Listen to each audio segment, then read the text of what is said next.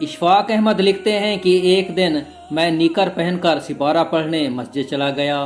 مولوی صاحب غصے میں آ گئے، بولے، ارے نالائق، تم مسجد میں نکر پہن کر کیوں آ گئے؟ بے وقوف، ایسے مسجد میں آؤ گے تو جہنم میں جاؤ گے۔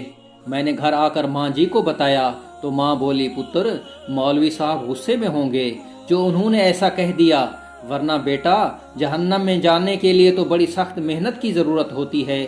جہنم حاصل کرنے کے لیے پتھر دل ہونا پڑتا ہے، جہنم کے لیے دوسروں کا حق مارنا پڑتا ہے، قاتل اور ڈاکو بننا پڑتا ہے، فساد پھیلانا پڑتا ہے، مخلوق خدا کو اذیت دینی پڑتی ہے، نہتے انسانوں پر آگ اور بارود کی بارش کرنا پڑتی ہے، محبت سے نفرت کرنا پڑتی ہے، اس کے لیے ماؤں کی گودیں اجاڑنی پڑتی ہیں، رب العالمین اور رحمت للعالمین سے تعلقات توڑنے پڑتے ہیں، تب کہیں جا کر جہنم ملتی ہے۔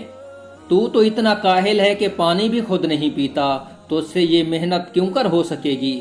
تو چڑیا کی موت پر ہفتوں روتا رہتا ہے، پھر اتنا پتھر دل کیسے بن سکتا ہے؟